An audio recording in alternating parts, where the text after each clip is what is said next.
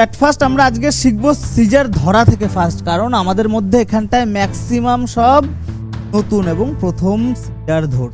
আমি সিজার চালাচ্ছি, দেখো ভালো করে, আমার হাত পুরো স্টেবল, আমার এই যে পাতিটা, এই যে পার্টটা, এই পার্টটা ফুল স্টেবল, এ নড়ছে না, নড়ছে শুধু এই একটা ডান্ডা, মানে আমার বুড়ো আঙুল। আমরা ধরো সাইকেল চালাচ্ছি, প্যাডেল কি করে, পাওয়ার দেয়, পুশ করে, আর হ্যান্ডেল কি করে, দিক নির্ণয় করে। তো কেচি হচ্ছে আমাদের পাওয়ার দেয়, যেখানটাই খুশি কেটে দিতে পারবো, কিন্তু দিক নির্ণয় কে করবে, চিরুনি করবে। আজকে আমাদের ফার্স্ট ক্লাস। আচ্ছা সবাই এক্সাইটেড একটু? আজকের আমাদের খুব সুন্দর ক্লাস হবে, প্রথম দিন এন্টারটেনমেন্টের সাথে।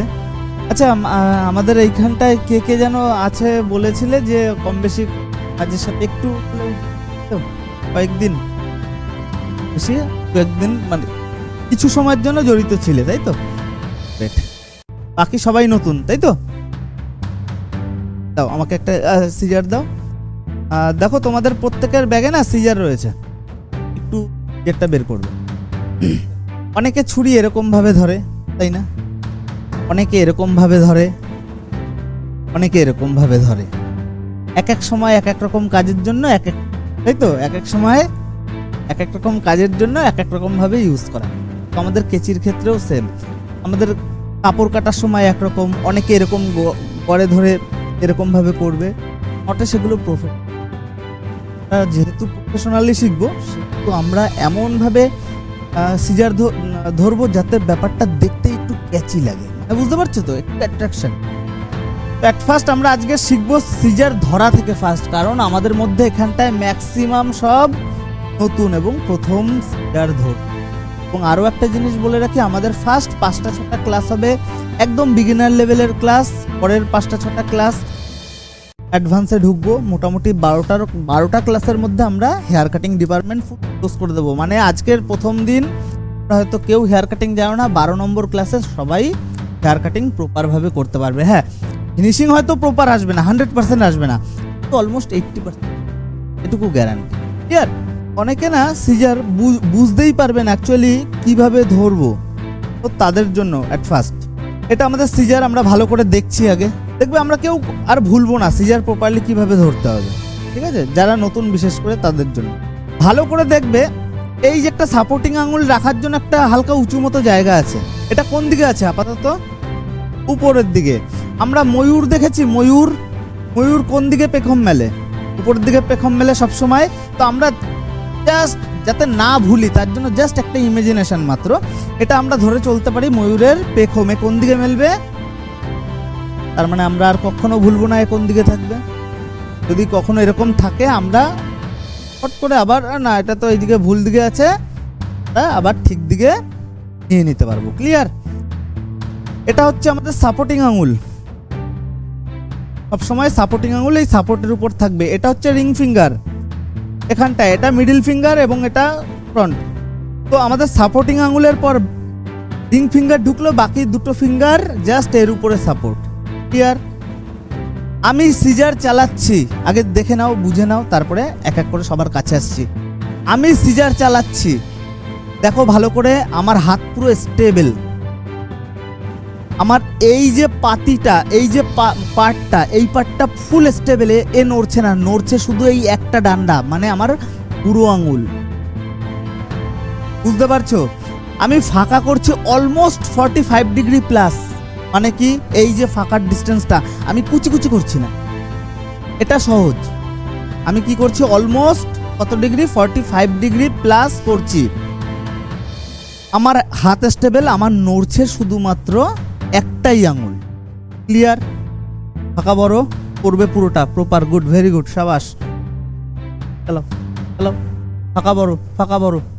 সাইডের লোককে কি করছে দেখে লাভ নেই, আমি প্র্যাকটিস করছি, আমার মাইন্ড ফোকাস থাকবে আমার এখানটায়, এবং আমি প্রত্যেকটা ওর মুভমেন্ট ফিল করব, প্রত্যেকটা মুভমেন্ট, ছোট ছোট পয়েন্ট, ও কতটা নড়ছে, কতটা আমার প্রেশার যাচ্ছে, আমি ভিতর থেকে ফিল করব। এই যে আবার কর থেকে এদিকে সরে আসছে, আবার ঠিক করে নেবে, ভুল জিনিস কন্টিনিউ করবে না। হ্যাঁ, মাথায় রাখবে, এই যে কর প্রত্যেকের এই করে বাঁধানো, তো এই কর থেকে যখনই এই দিকে আসবে তখনই ভুল হয়ে যাচ্ছে। এই কর থেকে যেন এইদিকে না আসে, এই কর বা এইদিকে যেন আসে। ক্লিয়ার? আমরা এই কেচি চালাচ্ছি আজকের ফেক, অথবা আগামী দিনের আমাদের যা যা প্র্যাকটিস রয়েছে সব আমাদের বাড়িতে মিনিমাম 4 থেকে 5 ঘন্টা টাইম বের করে করতে হবে, কারণ আমাদের টার্গেট শর্ট টাইম, কম দিনের, তাই না? আমরা এই এখন কথার কথা এই যে কেচি চালাচ্ছি, একটুখানি পারলাম, ধরো একটু পারছি, আমি বাড়িতে আর প্র্যাকটিস করলাম না,